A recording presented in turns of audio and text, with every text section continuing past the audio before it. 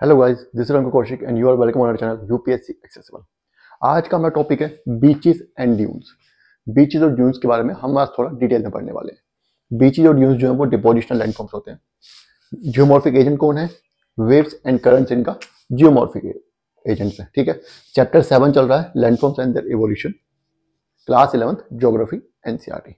तो आज अभी हम स्टार्ट करते हैं बीचेस से। देखिए, बीचेस के बारे में हमने पहले बहुत सारी चीजें पढ़ चुके हैं, आज हम थोड़ा डिटेल में बीचेस के बारे में पढ़ने वाले हैं। सबसे पहली बात जो मैं आपको बताऊं कि बीचेस जो होती हैं वो डिपोजिशनल लैंडफॉर्म होते हैं।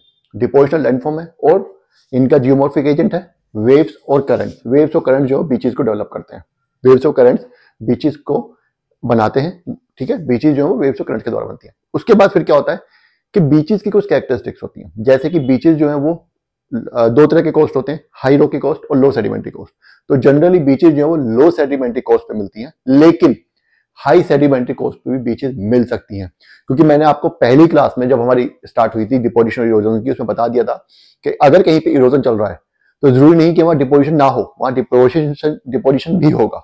हम इरोजन तब बोलते हैं कि उस फेज में उस एजेंट ने इरोजन ज्यादा किया है, तो इसका मतलब इरोजनल लैंडफॉर्म बन रहे हैं। जब इरोजन ज्यादा डोमिनेंट होता है उस टाइम पे इरोजनल लैंडफॉर्म ज्यादा बनते हैं, लेकिन इसका मतलब यही नहीं कि डिपोजिशनल लैंडफॉर्म नहीं बनेंगे।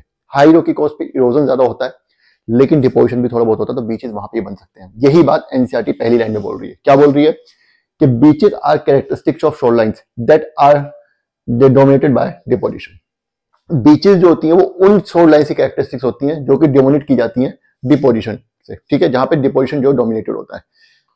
इसका मतलब डिपोजिशन कहां पे डोमिनेटेड होता है? लो सेडिमेंट्री कोस्ट पे। हम लास्ट क्लास में पढ़ चुके हैं, बताने की जरूरत नहीं है। लेकिन but may occur as patches along even the rugged shore. जो रगेड शोर्स होते हैं, जो पथरीले, जहां पे बड़े बड़े पत्थर मिलते हैं, जो हाई रॉकी कोस्ट होते हैं, वहां पे भी छोटे छोटे पैचेस मिल सकते हैं बीचेस के कहीं कहीं पे, क्योंकि डिपोजिशन तो वहां भी होता ही है ना। नदियां तो पानी ला रही है ना, इरोड जो वेव्स कर रही है वो कहीं ना कहीं तो डिपोजिशन करेंगी ही ना। तो बीचेस वहां भी मिल सकती हैं पैचेस, लेकिन वहां कम होते हैं। They are found as patches. ठीक है, पैचेस के रूप में वहां मिलती हैं, कम मिलती हैं। नेक्स्ट क्या बोल रहा है? फॉर्मेशन के बारे में बात करते हैं। Most of the sediments making up the beaches comes from, sediment दो जगह से आता है। लैंड, वो लैंड से ही आता है दो तरीके से, कैरिड बाय स्ट्रीम्स और एंड रिवर्स और फ्रॉम वेव इरोजन।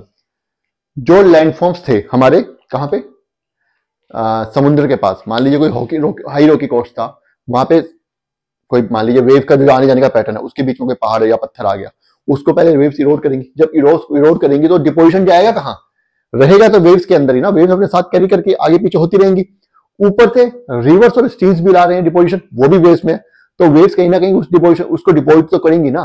तो डिपोजिशन का जो मटेरियल है, जो बीचेस का जो मटेरियल है, जिनके डिपोजिशन से बीचेस बन रही हैं, जो मटेरियल है वो कहीं और से नहीं आ रहा, वो लैंड से ही आ रहा है। वो ऐसा नहीं कि मार्स से ऊपर गिराया जा रहा है या समुद्र के बीच में से खोद के निकाला जा रहा है, नहीं, वो लैंड से ही आ रहा है।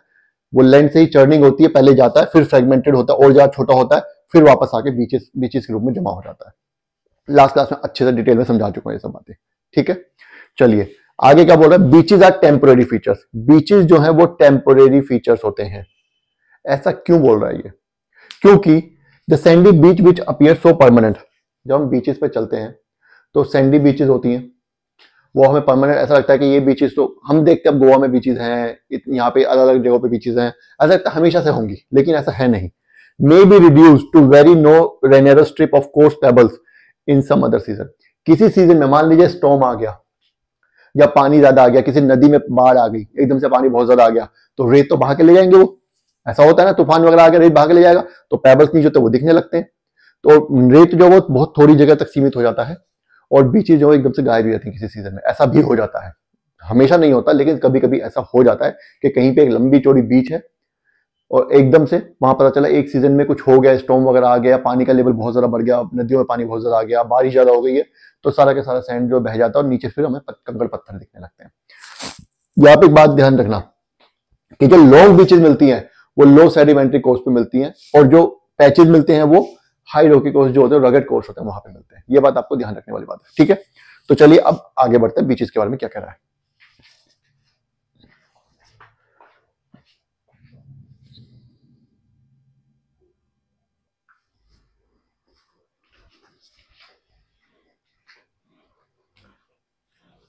चलिए एक बात और बता रहा है बीचेस के बारे में, क्या कि बीचेस जो है, most of the beaches are made up of sand. Size material. ज्यादातर बीचेस जो है किस चीज की, जब भी बीचेस के बारे में आप सोचते हैं तो आपके मन में क्या आता है?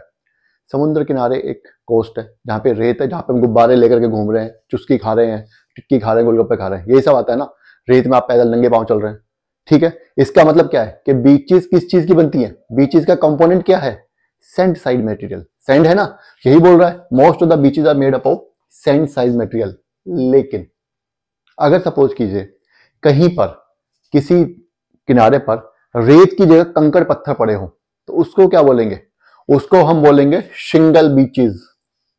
Beaches called shingle beaches contain excessively small pebbles and even cobbles. अगर कोई बीच है समुद्र के किनारे, डिपोजिशनल एरिया, डिपोजिशन हुआ है, लेकिन वो डिपोजिशन में सैंड मेटेरियल डिपॉजिट नहीं हुआ है। बीचेस में सैंड मेटेरियल डिपॉजिट नहीं हुआ, बल्कि पेबल्स और कोबल्स, कंकड़ और थोड़े बड़े पत्थर। कोबल्स थोड़े चौकोर चौकोर टाइप के पत्थर होते हैं, ठीक है। पहले पुराने जमाने में सड़कों बनाने में यूज होते थे। पेबल्स और कोबल्स बेसिकली कंकड़ और पत्थर। अगर बीचेस पे सैंड की जगह कंकड़ और पत्थर इकट्ठे हो गए हैं तो उसको हम सिंगल बीचेस कहते हैं। बस इतनी सी बात है, ठीक है। ये आपको समझ आ गया? चलिए आगे बढ़ते हैं। ये भी डिपोजिशनल फीचर ही है। जस्ट बिहाइंड, अब हम आ जाते हैं हमारे ड्यून्स के ऊपर कि ड्यून्स किसको बोलते हैं। देखिए सैंड ड्यून्स जो पढ़ेंगे हम विंड में भी पढ़ेंगे। अब यहाँ वेव्स एंड करंट्स पढ़ रहे हैं, यहाँ पे ड्यून्स पढ़ रहे हैं, लेकिन ड्यून्स जो है हम विंड्स में भी पढ़ेंगे, तो कंफ्यूज मत होना। वो ड्यून्स अलग है, वो विंड्स बना रही है। ये ड्यून्स क्या है? ये ड्यून्स वेव्स बना रही हैं। ये भी विंड ही बनाती हैं, लेकिन ये कोस्टल रीजन पे बनते हैं। बनने का तरीका भी एक है और इनका स्ट्रक्चर भी सेम ही होता है। कैसे बनते हैं? Just behind the beach sands lifted and winnowed from over the beach surfaces will be deposited as sand dunes. होता क्या है? ये हमारा समुद्र है, ठीक है, ये इधर से पानी आ रहा है, ये हमारा कोस्ट है, यहां तक आ गई हमारी बीच, ठीक है, ये हमारा सैंड है। हवा चलेगी, इधर से आएगी तो सैंड उड़ा करके यहां ले जाएगी। यहां पे ले जाएगी तो क्या होगा? यहां पे वो उसको इकट्ठा करेगी, तो यहां पर रेत के टीले बन जाएंगे। सैंड ड्यून्स का मतलब होता है रेत के टीले।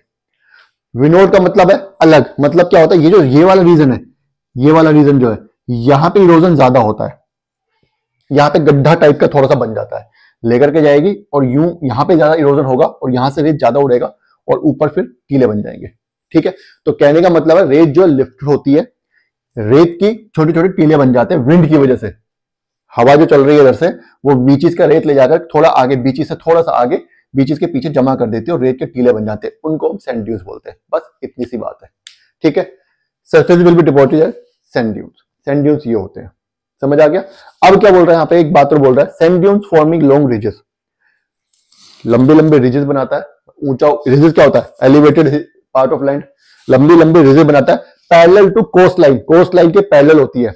Are very common along low sedimentary coast. Low sedimentary coast पे सैंड ड्यून्स बहुत ही कॉमन होते हैं। एक बात ध्यान रखना, जितने भी डिपोजिशनल फीचर्स हैं, वेव्स और करंट्स जो बनाती हैं, ठीक है, वो ज्यादातर कहां मिलेंगे आपको? कहां मिलेंगे? लो सेडिमेंट्री कोस्ट पे। डिपोजिशनल फीचर्स जैसे बीचेस होगा, ड्यून्स होगा, और नेक्स्ट क्लास में हम लोग पढ़ने वाले हैं बार्स बैरियर। बार्स बैरियर से स्प्लिट्स पढ़ने वाले हैं ना, स्प्लिट्स पढ़ने वाले हैं। ये डिपोजिशनल लैंडफॉर्म है, ठीक है। तो जो डिपोजिशनल लैंडफॉर्म है, बीचेस और ड्यून्स, ये कहां मिलेंगे आपको? ये लो सेडिमेंट्री कोस्ट पे मिलेंगे। और जो इरोजनल लैंडफॉर्म होंगे, केव्स, क्लिफ्स वगैरह, वो कहां मिलेंगे? वो हाई रॉकी कोस्ट पे मिलेंगे। ये बात आपको ध्यान रखनी होगी। ये टॉपिक यहां खत्म हो गया है। नेक्स्ट टॉपिक हम कल स्टार्ट करेंगे। ये हमारा बार्स बैरियर्स एंड स्प्लिट्स के बारे में। उसके बाद फिर हम विंड स्टार्ट कर देंगे। वेव्स एंड करंट्स खत्म हो जाएगा, फिर नेक्स्ट क्लास से विंड स्टार्ट हो जाएगा। तो ठीक है, तब तक के लिए आप इसको बार बार रिवाइज कीजिए, वीडियो को बार बार देखिए। कुछ समझ नहीं आया तो कमेंट कर दीजिएगा, मैं वो दोबारा समझा दूंगा आपको, ठीक है, अलग से बता दूंगा, कोई दिक्कत नहीं है। दोबारा उसके बाद वीडियो बन जाएगी, कोई बहुत बड़ा इशू नहीं है। लाइक और सब्सक्राइब जरूर करना चैनल को। Thank you.